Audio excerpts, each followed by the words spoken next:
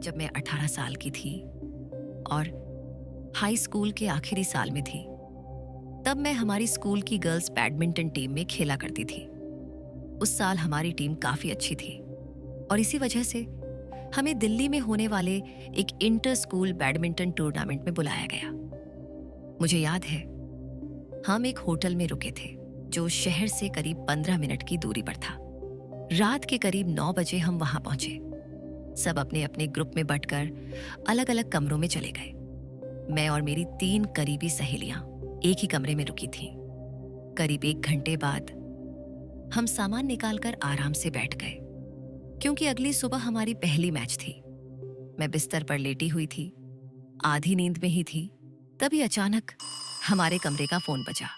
हम सब चौंक गए। सच कहूं तो मैं कई होटलों में ठहरी हूं, लेकिन कभी ऐसा नहीं हुआ था कि कमरे का फोन यूं अचानक बजे। अब सबकी नींद खुल चुकी थी। हम एक दूसरे को देखने लगे। तय हुआ कि फोन मुझे ही उठाना चाहिए। मैंने रिसीवर उठाया और सामान्य सा कहा, हेलो। ये कई साल पुरानी बात है, तो मुझे ठीक ठीक शब्द याद नहीं, लेकिन दूसरी तरफ से एक आदमी की धीमी फुसफुसाती सी आवाज आई। उसने कहा कि हमारा कमरा अभी तक पेड नहीं है और हम में से किसी एक को नीचे लॉबी में आकर पैसे देने होंगे। तुरंत मेरे दिमाग में अलार्म बजने लगे। मैं जानती थी ये झूठ है। मैंने अपनी आंखों से देखा था कि हमारे कोच ने करीब 2 घंटे पहले ही रूम का पेमेंट कर दिया था। अगर पेमेंट नहीं हुआ होता तो हमें रूम की चाबी ही क्यों देते?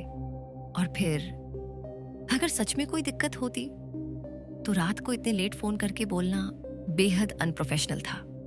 मैंने उस आदमी से कहा, पेमेंट हो चुका है, लेकिन उसने मेरी बात पूरी तरह नजरअंदाज कर दी। फिर से बोला कि हम में से सिर्फ एक को नीचे आना होगा।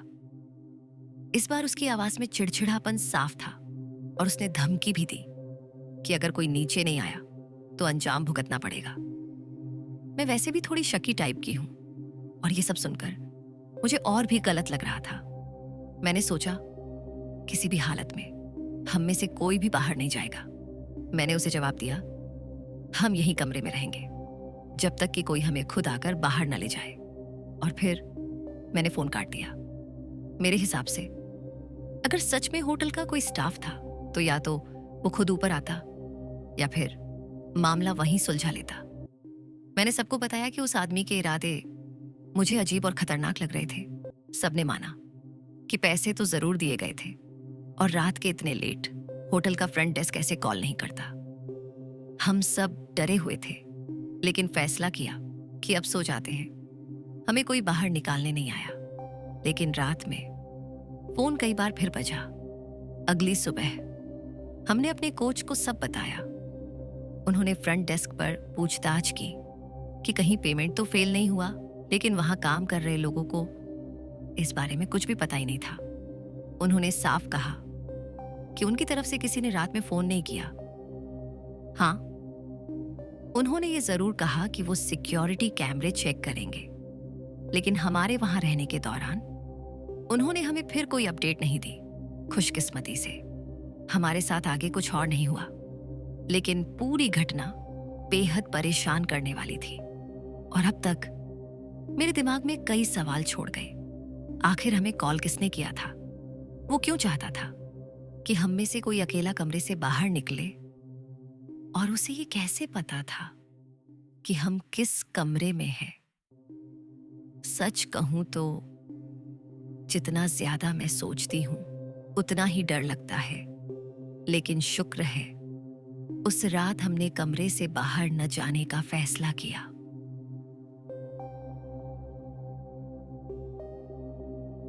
जब मैं 14 साल का था, मैं और मेरा परिवार एक स्की रिजॉर्ट पर घूमने गया थे।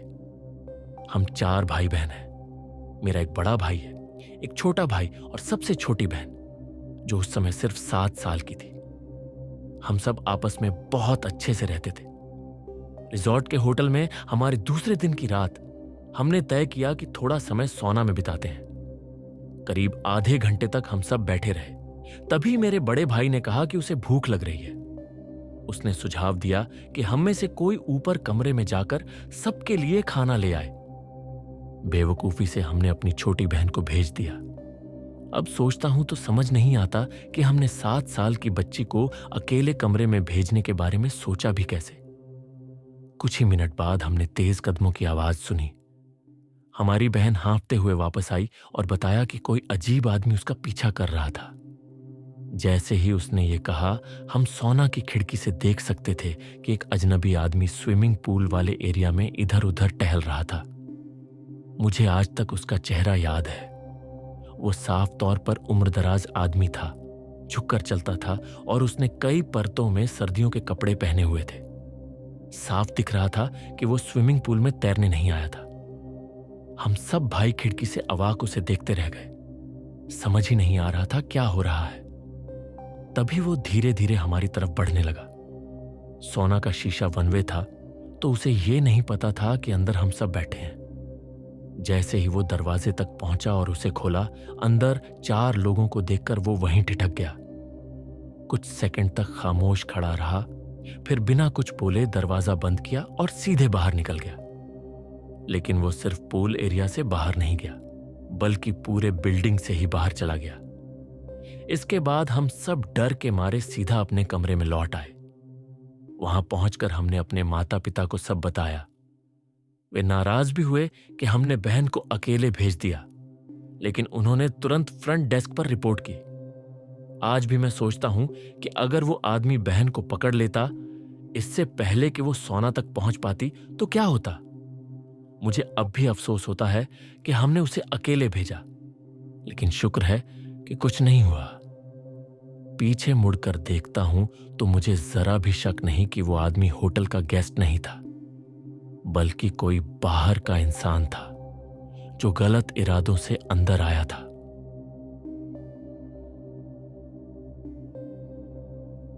वो शुक्रवार की रात थी।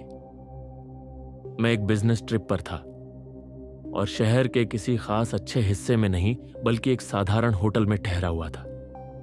देर रात तक मीटिंग चली थी और जैसे ही होटल लौटा, मुझे पता था कि सुबह फिर जल्दी मीटिंग है, तो अब सोना जरूरी है। नींद आ नहीं रही थी, लेकिन कोशिश तो करनी ही थी। करीब 1 घंटे तक करवटें बदलने के बाद मुझे समझ आया कि नींद आने वाली नहीं है। मैंने सोचा एक पॉडकास्ट चला लेता हूं, क्योंकि अक्सर उसे सुनते सुनते नींद आ जाती है। आखिरकार मैं धीरे धीरे उनींदा होने लगा, लेकिन करीब 3 घंटे बाद अचानक एक हल्की सी ठक ठक की आवाज सुनकर मेरी आंख खुल गई। घड़ी देखी, रात के 2 बज रहे थे। मैंने हेडफोन उतारे और तभी साफ हो गया कि आवाज उन्हीं से नहीं आ रही थी, बल्कि बाहर से ही आ रही थी। अब तो और भी साफ सुनाई दे रही थी। पहले लगा शायद ऊपर वाले कमरे से होगी, क्योंकि मैं ग्राउंड फ्लोर पर था। सोचा नजरअंदाज करता हूं और लेट गया। लेकिन 30 सेकंड भी नहीं बीते थे कि दिमाग में झटका सा लगा।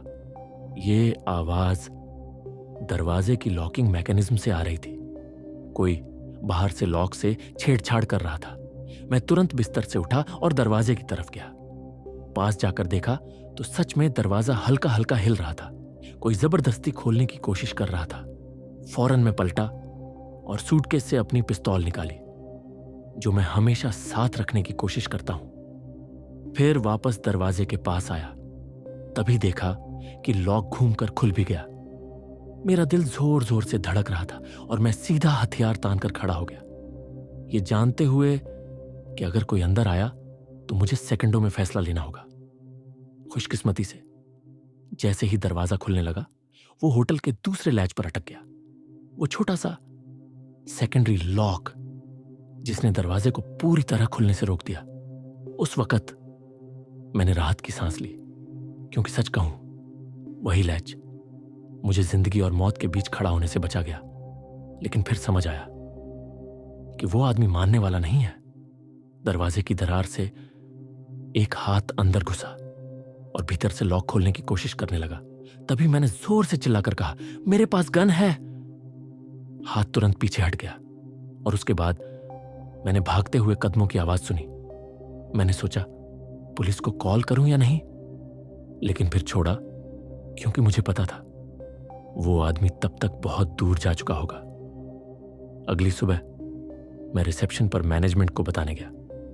लेकिन वहां पहुंचते ही देखा कि लॉबी पुलिस से भरी हुई थी। तब पता चला कि पिछली रात जो मेरे कमरे में घुसने की कोशिश कर रहा था वो कोई आम चोर नहीं बल्कि जेल से भागा हुआ कैदी था। वो अलग अलग कमरों के लॉक खोलकर मेहमानों को चाकू की नोक पर लूट रहा था। अब 9 महीने बीत चुके हैं और मुझे उसके बारे में फिर कुछ सुनने को नहीं मिला। शायद उसे पकड़ लिया गया होगा, लेकिन यकीन से नहीं कह सकता।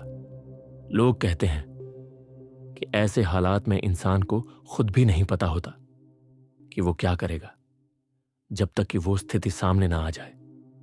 लेकिन मुझे गर्व है कि उस रात मैंने अपना दिमाग शांत रखा और खुद को बचाने के लिए तैयार रहा।